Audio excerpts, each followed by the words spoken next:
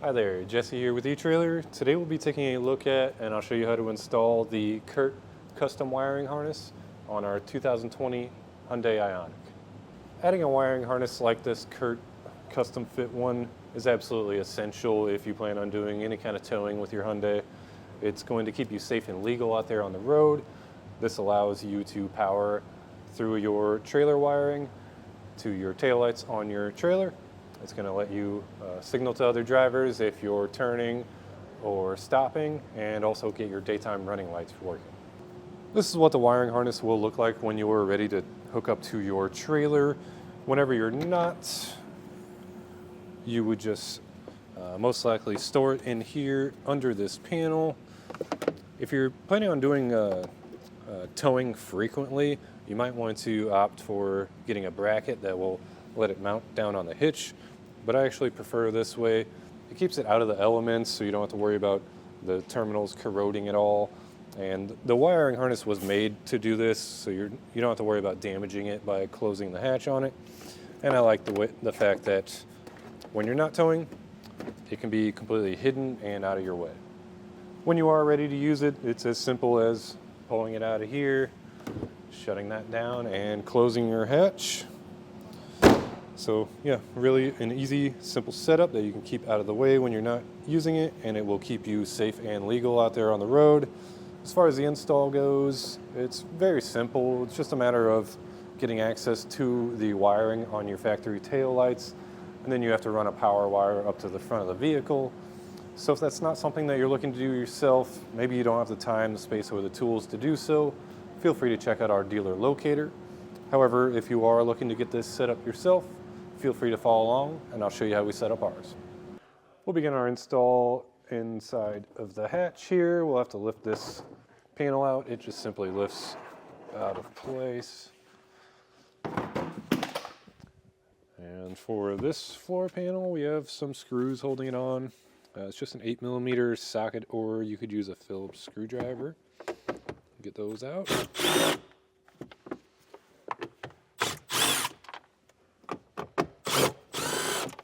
Three on this side and three on the other side.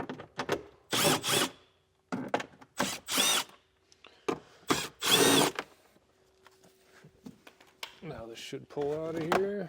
And the centerpiece isn't held in by anything, just pull that out.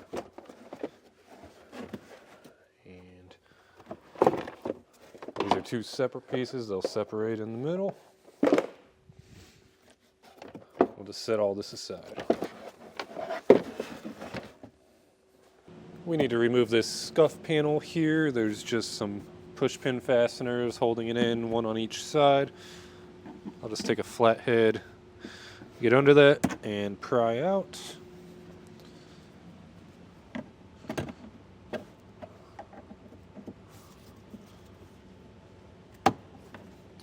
Get those out of the way, and this should just kind of pull out and lift up. We'll set that aside. To get access to our wiring, we'll have to kind of peel back this felt liner here. So we have a push pin fastener here. Just pop that out. Now we have two 10mm bolts to remove. One there, one here. And then we should be able to kind of just peel this back. We won't be able to remove it all the way, but just enough so we can get access to the wiring. May have to kind of dig under this plastic panel and peel it out. We'll be able to pull it back about that far, and our wiring harness that we need is kind of tucked up. It may be hard to see, but you can get your eyes on it, and then you'll just have to push down on a pin and pull the wires out. So real quick, I'll just go over the harness here. Of course, we have our 4-pole connector that connects to our trailer and gets our lights running. Then we have everything runs through this black control module here. Our black wire, that's our power wire, which we will actually extend out and run to the battery under the hood. Our green wire, that's going to run to our passenger side tail lights. The yellow, red, and brown, that runs to our driver's side. And our white wire we will ground out somewhere in here on metal. So first, before we get everything installed, I actually already ran our extension through a grommet because I'm going to run it underneath the vehicle. So there's just a convenient grommet there. I popped that out and ran our wire through because once we get everything hooked up, it's going to be hard to reach. So at this point, I'll take this end of our extension, strip that off.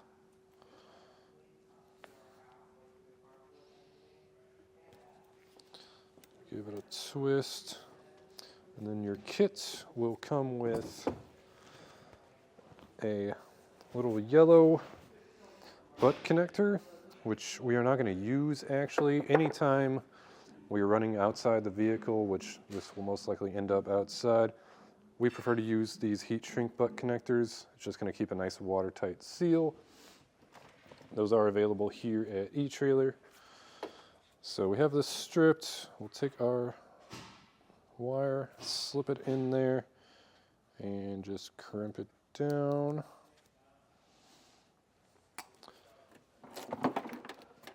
And our other end of our power wire actually comes pre-stripped, so we can crimp that down in here.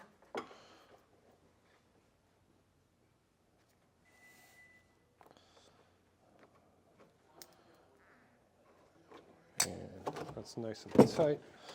Give it a tug, and then before I get everything plugged in, I'll bring a heat gun over and shrink that up.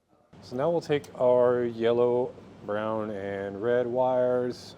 These plugs will match up with our taillight wiring that we unplugged earlier. So this end will go into the female end. Just push that till it clicks. Then we'll take the other end and plug it into the male end, which is on the taillight side. Once that's plugged in, we'll move to our ground wire. We'll take the ground wire, and there's an included self-tapper with our kit, so we'll just take a 1/4-inch socket. And you can see I pre-drilled a hole for it. It's kind of tricky once you're in there. You got to hold the wire down and get the screw, but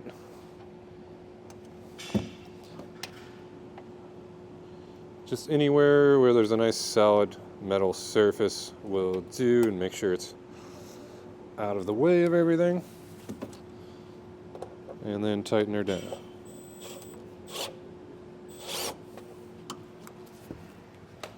Now for our black box, to mount that, we'll just use the included double-sided tape, peel off the backing on one side, stick it to the back of there,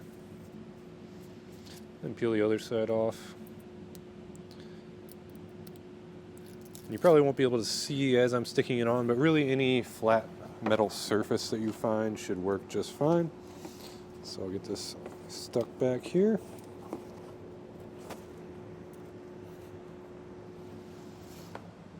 Now for our passenger side, it's going to install essentially the same way. Just be sure to run your wires and make sure you're out of the way of all the panels that we're going to reinstall. I like to kind of follow this wiring harness, and then I'll probably zip tie it down and keep it hidden under that scuff panel. But I'll get these plugged in and get our wire organized. Now we got all of our interior panels back in place. You'll see we have plenty of room for our 4-pole to hang out, and it'll be able to plug into our trailer. And when we're not using it, it'll just tuck back here. I have our power wire ran up to the front of the vehicle. Here's where it came out through our grommet. There is a plastic panel here that you'll need to remove just to make it easier. It's just a couple push rivets and 10mm bolts. But from here, I'm just avoiding any hot or moving parts. So I ran up above our subframe and all of our suspension up to where our fuel lines are. I ran it over there, I had to drop this panel down. There's just a couple 10mm nuts holding it up. But I dropped it down and shoved our wire in there, and it's just following this panel all the way up to the front.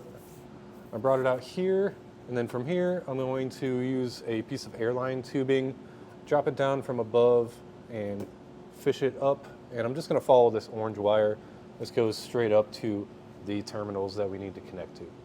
So I fished our power line up through the engine bay. As you can see, I have quite a bit of slack, so I'm just going to cut some of that off.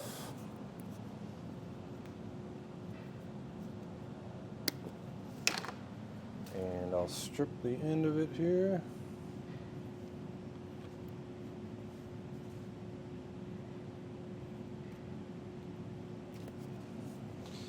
Get that stripped off. And for your fuse, these aren't going to come all connected, but it's just a matter of they're pre-stripped, so you just crimp your ring terminal on one end, and then once again I opted for the heat shrink butt connector on the other end. Butt connector will connect to our extension here. Get that crimped nice and tight.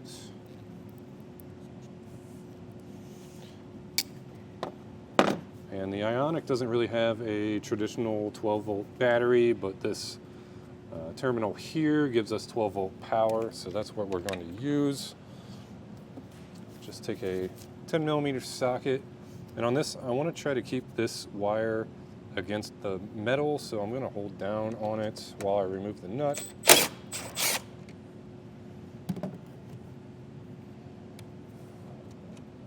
Get that out of our way. And make sure your fuse is not installed yet. Slide your ring terminal over there, and then reinstall the nut.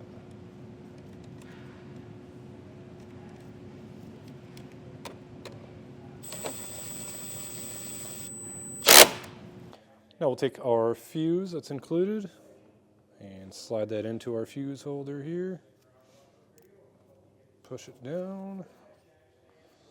We can close our cap, and then we can get to testing everything, make sure everything is working properly, and then button everything up. Now we have our 4-pole tester plugged into our 4-pole harness.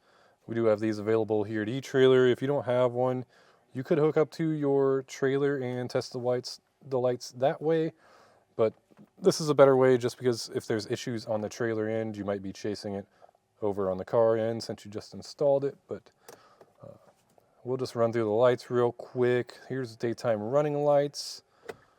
This will be our left turn,